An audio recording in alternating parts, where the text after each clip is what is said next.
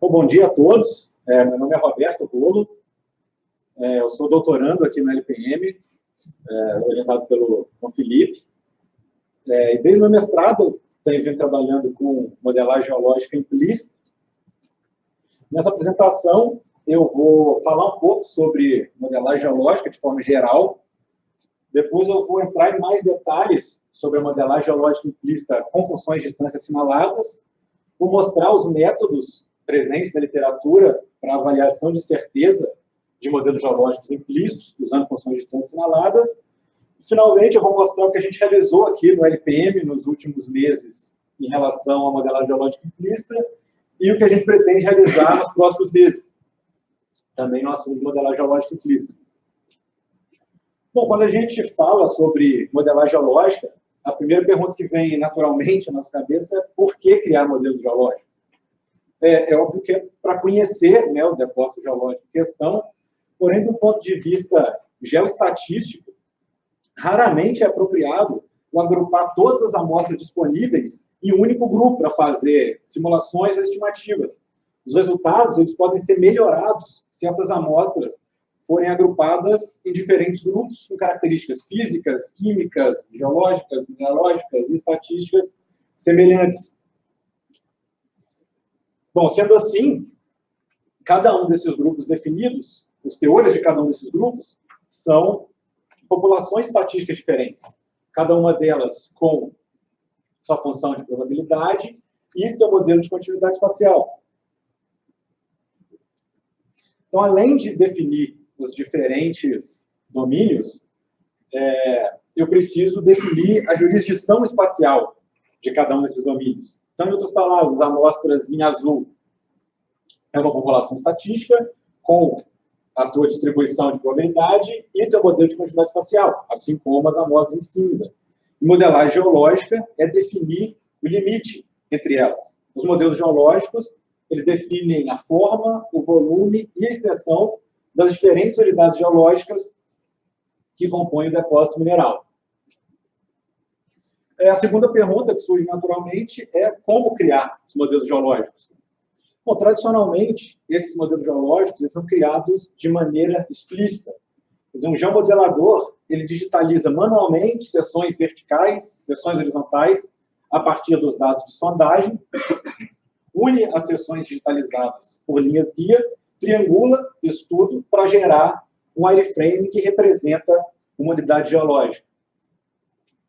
Apesar da modelagem geológica explícita ser um método direto e um método simples, e os softwares modernos de mineração terem diversas ferramentas que facilitem e tornem mais rápida a modelagem geológica explícita, ela ainda sofre com diversas desvantagens.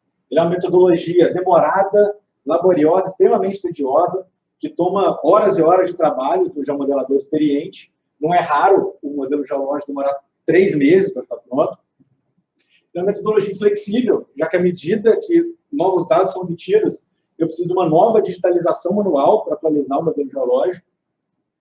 É uma metodologia subjetiva, já que um geomodelador diferente, a partir do mesmo banco de dados, vai criar um modelo geológico diferente. Isso torna os modelos não replicáveis e, por consequência, torna os modelos não auditáveis. E, além disso tudo, a modelagem explícita não permite avaliação de incerteza do modelo geológico. Então, avaliar diferentes cenários baseados em diferentes interpretações da geologia é impraticável para essa metodologia. E o modelo geológico ele pode ser uma das principais fontes de incerteza do projeto mineiro. E negligenciar essa incerteza pode ser catastrófico para o projeto, principalmente em depósitos de veio, onde o modelo geológico controla a tonelagem do minério. Então, a incerteza do modelo geológico deve ser avaliada. Então, sabendo dessas desvantagens dos métodos explícitos, metodologias automáticas para modelagem geológica foram desenvolvidas. Para a criação de modelos geológicos determinísticos, tanto métodos matemáticos menos sofisticados, como, por exemplo, o vizinho mais próximo, podem ser usados, bem como métodos geoestatísticos, né, como a criagem dos indicadores. Já para a criação de modelos estocásticos, né, que avaliam a certeza do modelo geológico, tanto métodos baseados na geoestatística clássica, baseado em variogramas, como a simulação sequencial dos indicadores, a simulação gaussiana truncada, simulação plurigaussiana truncada podem ser usados, bem como métodos da geoestatística não clássica, como a geoestatística multipontos e a simulação baseada em objetos. Uma outra família de métodos automáticos que vem ganhando bastante popularidade nos últimos anos, está presente aí em diversos softwares comerciais, vem sendo aplicada com sucesso na indústria mineira há mais de 10 anos, é a família dos métodos geológicos implícitos. Os métodos implícitos, eles consistem em, a partir dos dados, derivar uma função implícita, interpolar essa função implícita para todos os locais não amostrados de interesse, criando um modelo implícito, e a partir desse modelo implícito, eu extraio uma isosuperfície, geralmente a isosuperfície zero, que representa uma unidade geológica. Todos os métodos implícitos, eles compartilham essa mesma mecânica. A diferença entre eles é a função implícita que eu vou derivar a partir dos dados. O Mallet propôs uma função implícita cronológica, que é baseada na idade das diferentes citologias, enquanto que no método dos campos potenciais, essa função implícita é totalmente omitida. Mas, de longe, a função implícita mais utilizada aqui na modelagem geológica implícita são as funções de distância assinaladas. Então, para ilustrar a modelagem geológica implícita com funções de distância assinaladas, eu vou usar esse banco de dados aqui tridimensional. Ele é um banco de dados sintético, que emula um depósito de cobre e pórfiro. São 72 furos de sondagem, verticais e subverticais, compositados em aproximadamente 30 mil amostras, distribuídas em 3 diferentes citologias, como mostra o histograma. Então, o primeiro passo é codificar as amostras e indicadores para o domínio que eu estou modelando. Então, para a litologia 1, aqui em azul, eu codifiquei as amostras e indicadores. Sendo a amostra recebe o indicador 1 se ela pertence ao domínio que eu estou modelando, e recebe o indicador 0, caso contrário. O segundo passo é calcular para cada amostra o valor da função de distância assinalada, como sendo o menor valor entre uma amostra e outra que foi codificada com o indicador contrário. Então, uma amostra que foi codificada com o indicador 1, ela vai receber a menor distância entre ela mesma e uma outra amostra codificada com o indicador 0 e vice-versa. Aqui na direita, a função de distância assinalada calculada. Desculpa, depois de calcular a função de distância assinalada, eu preciso assinalar a distância, que é para indicar se ela pertence ou não ao domínio que eu estou modelando. Então, amostras codificadas com o indicador 1 recebem um sinal negativo, enquanto amostras codificadas com o indicador 0 recebem um sinal positivo. Então, aqui nesse exemplinho 2D, para essa amostra aqui em preto, que não pertence ao domínio, tem o indicador 0, então, ela vai receber a menor distância entre ela e uma outra amostra que não tem um indicador dela, né? Ou seja, que pertence ao domínio, tem o indicador 1.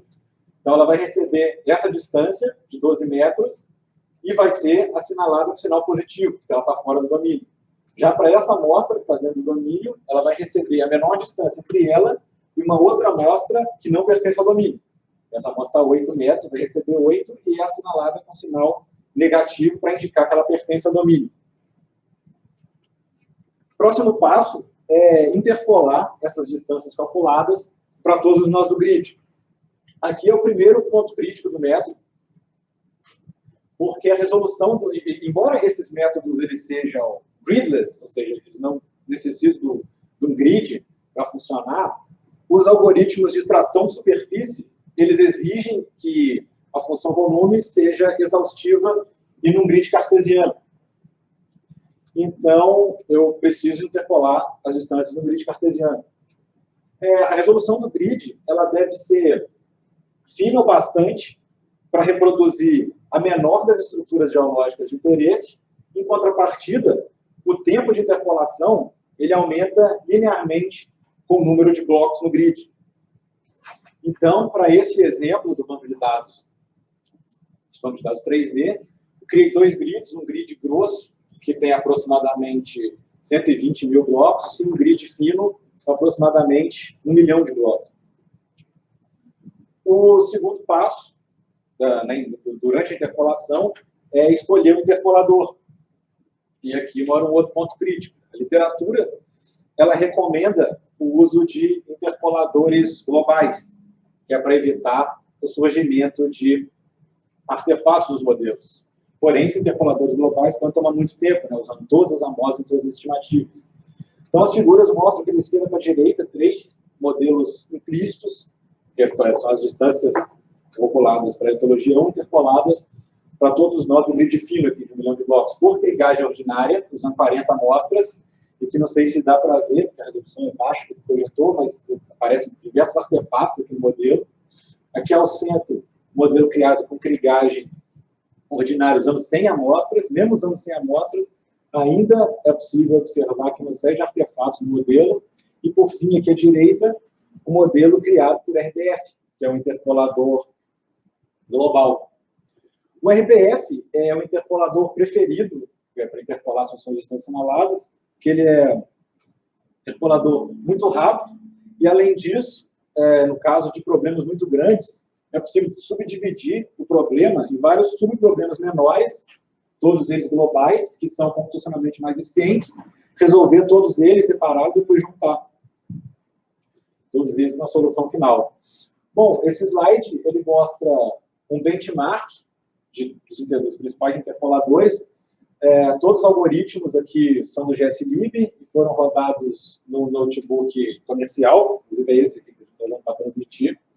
Eu queria destacar essa coluna de tempo de interpolação no grid fino.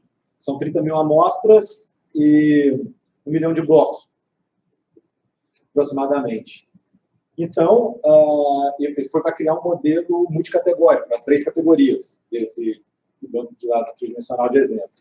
Então, usando trigagem global, o algoritmo nem roda, né? 30 mil amostras por estimativa e 1 milhão de blocos, o algoritmo nem roda o GSLib.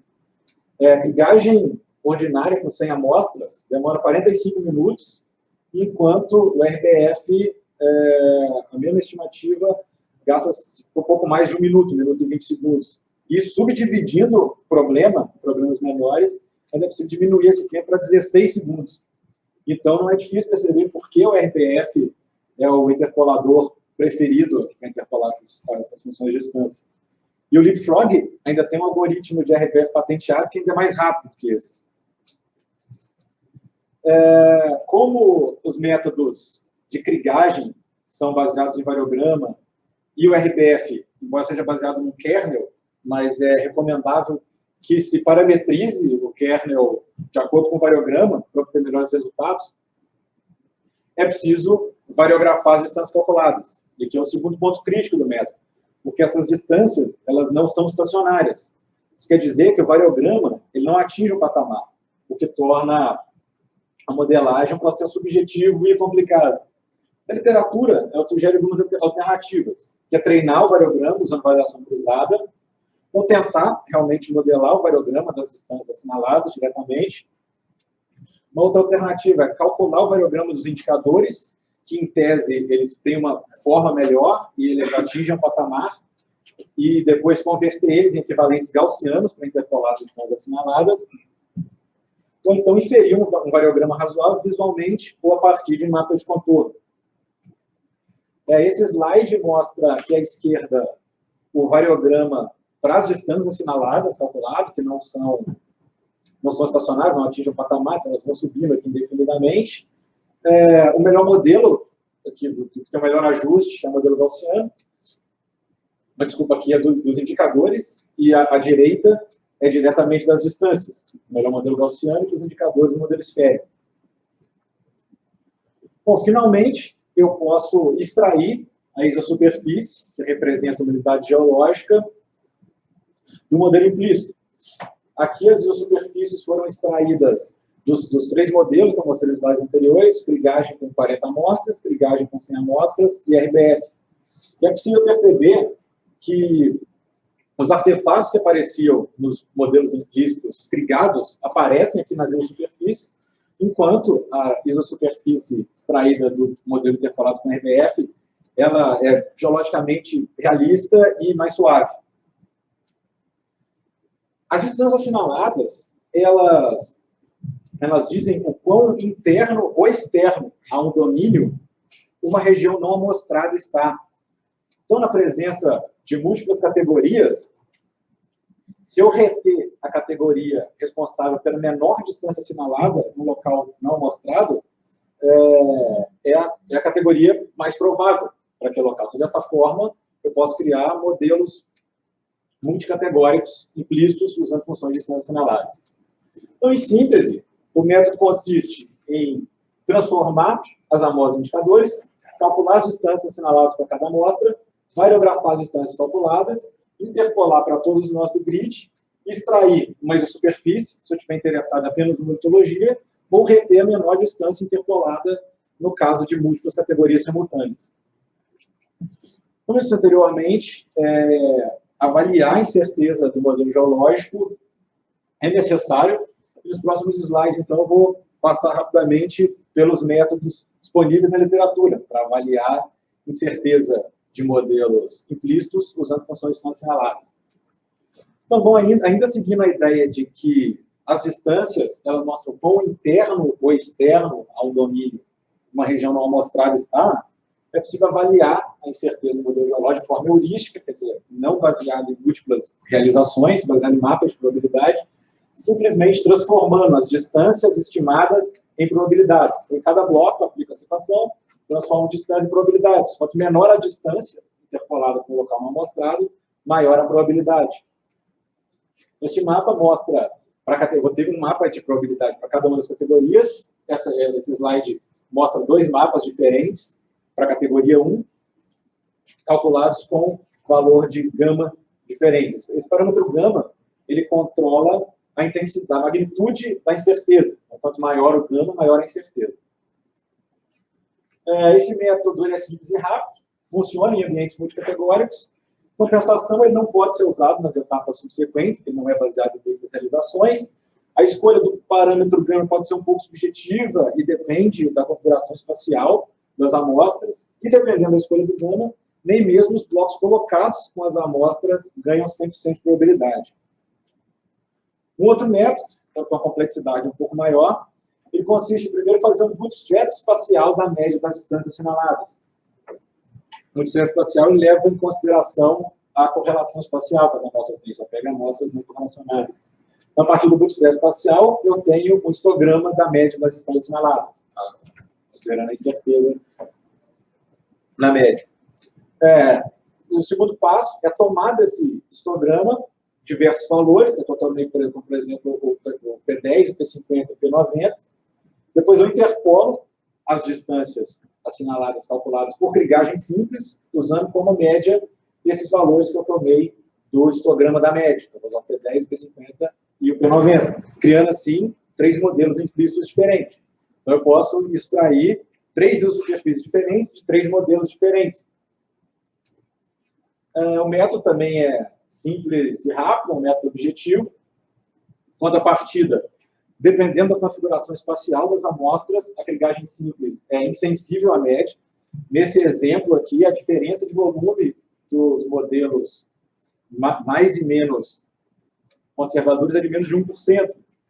Então, o método, dependendo da configuração espacial das amostras, ele não avalia a incerteza de forma correta e ele só funciona para uma categoria de cada vez. Para muitas categorias, eu preciso de uma abordagem hierárquica. Um outro método, dessa vez baseado em simulações estocásticas, consiste em primeiro calcular um coeficiente de incerteza U para todos os blocos do modelo. Segundo, eu trunco esse coeficiente U para gerar uma banda de incerteza, transformo as distâncias para o espaço normal, variografo as distâncias no espaço normal, simulo as distâncias somente na região de incerteza que eu criei, truncando o coeficiente U, retrotransformo as distâncias simuladas e retém em cada bloco a menor distância simulada.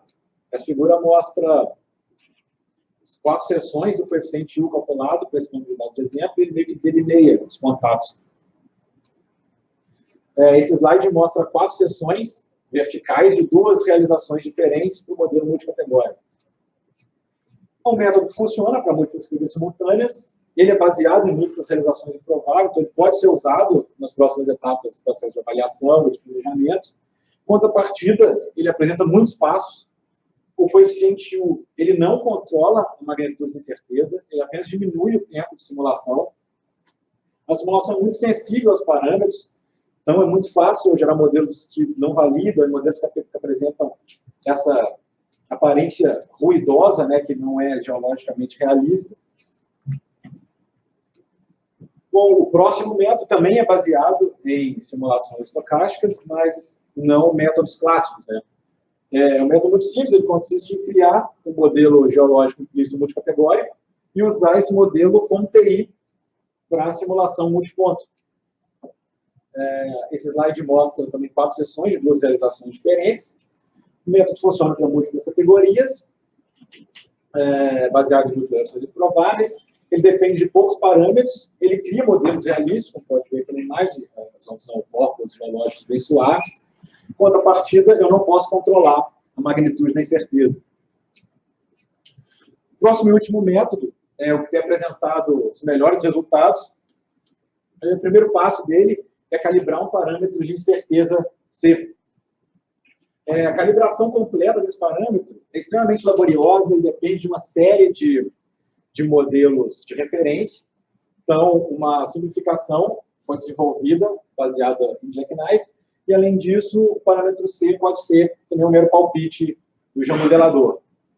A calibração do C consiste em criar banco de dados Jackknife, da função de distância assinalada, para uma categoria.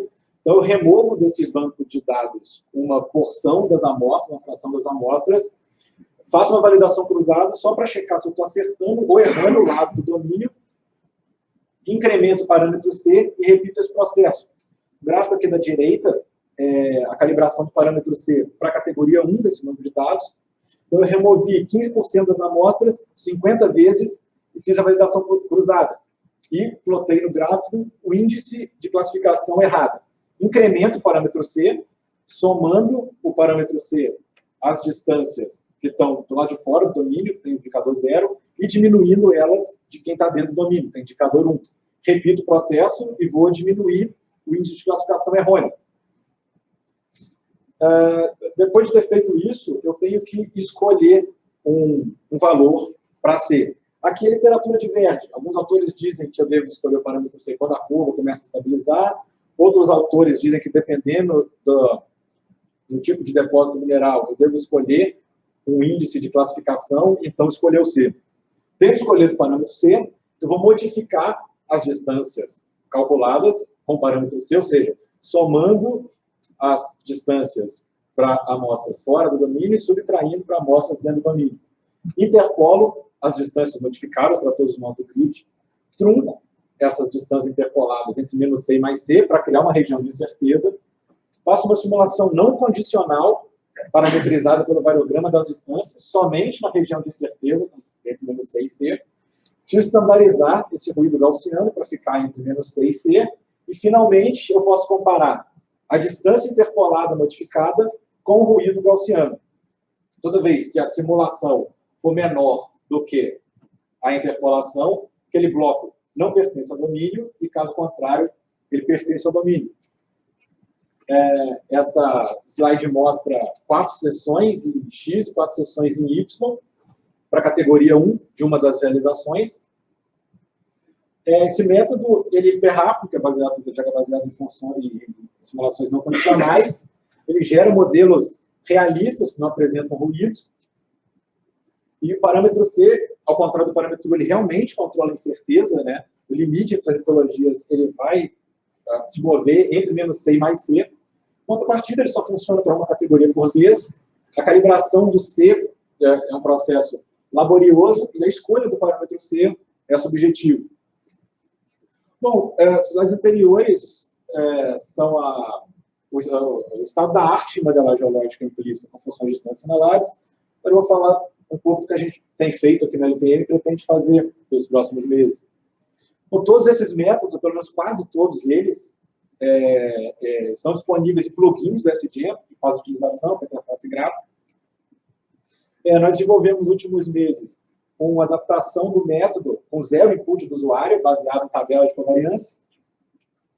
Desenvolvemos também uma metodologia hierárquica para trabalhar com aquele método de avaliação de incerteza baseado em simulações não condicionais, talvez eu possa aplicar ele para múltiplas categorias simultâneas.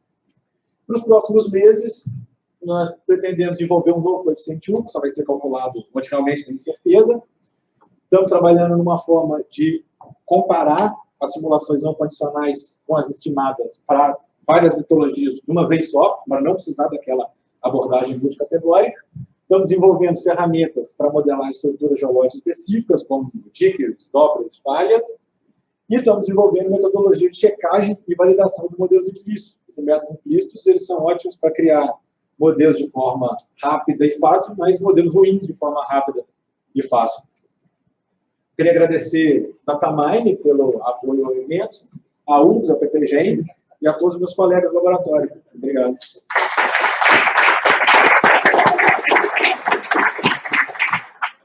Obrigado, Roberto. Declaro agora aberto essas perguntas e lembrando que as perguntas também podem ser feitas via chat. Eu gostaria de convidar da banca examinadora de Qualify, do Roberto, para fazer as perguntas e nós já resolvemos hoje. Já passaria de mesmo. Praticamente a apresentação. Basicamente isso. Então, Roberto, eu pergunto assim, qual você acha que é o melhor modelo para avaliar essa incerteza? Assim? Dentro dos que você fez todos esses cálculos, qual você acha que, na sua opinião, seria o mais Por aplicável? enquanto, o único método que realmente é usado no mundo real, né, vamos dizer assim, é esse do parâmetro C. Esse parâmetro C. Qualquer outro existe na literatura, né, mas acho que só como ciência mesmo. Né? Tá bom? Tá, eu tenho uma pergunta. A Radio Basis Function funcionou melhor que as trigagens que não foram nunca globais, tá certo? Sim. Nós teríamos um ganho de 100 artefatos se nós tivéssemos uma dual global kriging setorizando, paralelizando, porque a trigagem pelo menos explicita o variograma das certo? Certo.